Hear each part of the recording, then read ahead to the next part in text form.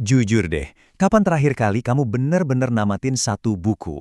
Bukan cuma beli, baca daftar isinya doang, atau cuma dijadiin properti foto biar kelihatan estetik di media sosial ya, tapi bener-bener dibaca sampai halaman terakhir? Kalau jawabannya, waduh kapan ya? Santai aja, kamu nggak sendirian kok. Fenomena ini tuh wajar banget sekarang. Makanya, hari ini kita bakal bedah konsep di balik kenapa ini bisa terjadi. Nah, kenalin nih sama yang namanya knowledge junkie. Ini tuh sebutan buat kondisi di mana kita kecanduan banget nelen informasi, scrolling konten terus-terusan tapi nggak ada satupun yang nyangkut, apalagi dipraktekin.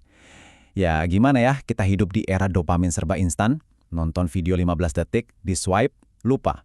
Masuk kuping kanan, keluar kuping kiri. Ngerinya siklus ini tuh pelan-pelan ngebunuh rentang perhatian kita dan bikin kita jadi malas banget buat ngelewatin proses belajar yang beneran.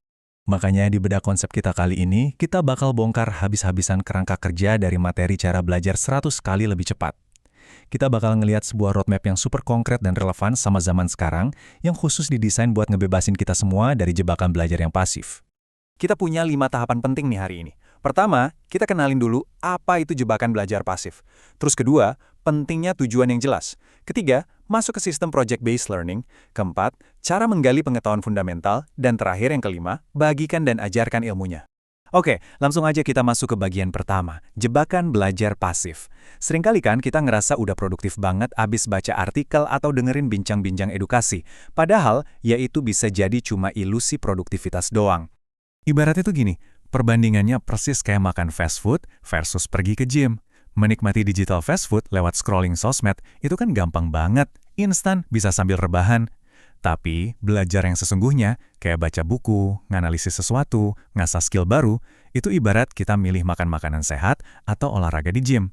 Butuh niat, butuh pemanasan, dan prosesnya sering bikin capek. Jadi kalau akhir-akhir ini kamu ngerasa susah banget buat fokus, it's okay, itu valid banget. Otak kita tuh emang udah dicuci sama teknologi buat ngehindarin kerja keras semacam itu, dan lebih milih buat sekedar jadi penikmat informasi aja. Nah, ini bawa kita ke bagian kedua, pentingnya tujuan yang jelas. Ini sebenarnya alasan mendasar kenapa metode belajar pasif tadi itu selalu gagal. Jawabannya simpel banget, karena kita nggak punya arah. Coba bayangin metafora ini deh. Belajar tapi nggak tahu tujuannya buat apa, itu persis kayak kamu bawa mobil Ferrari yang super kencang, tapi cuma muter-muter aja di dalam komplek perumahan.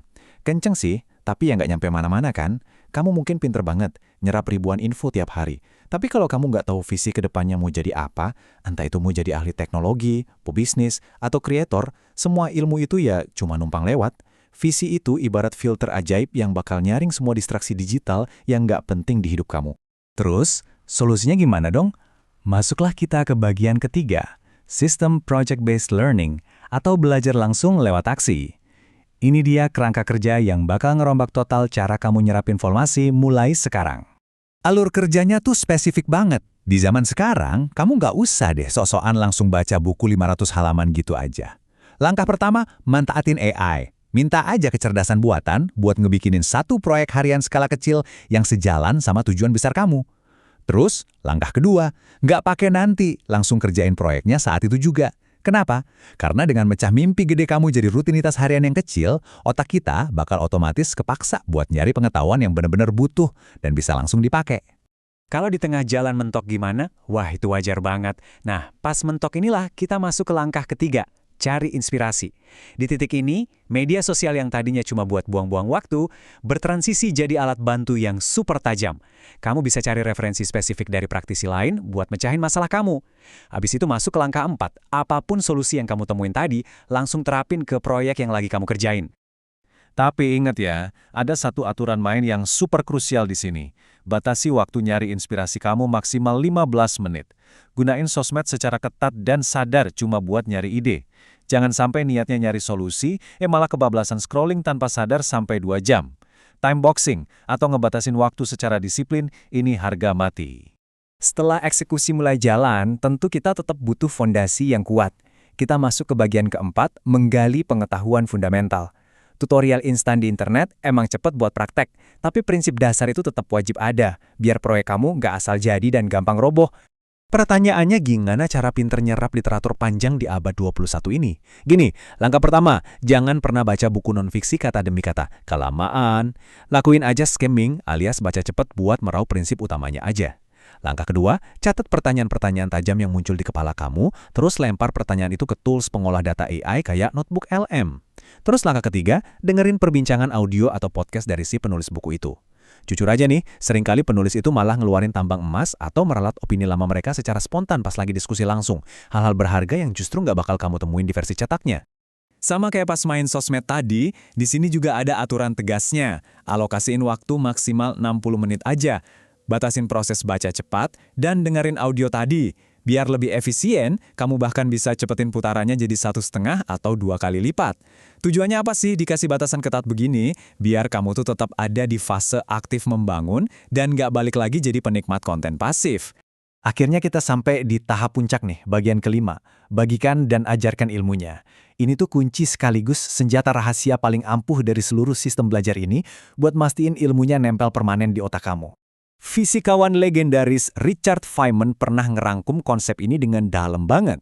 Kalau kamu nggak bisa ngejelasin suatu hal ke anak umur 6 tahun, berarti kamu belum benar-benar ngerti. Ngejelasin ulang apa yang baru aja kita pelajari itu ibarat ujian level tertinggi.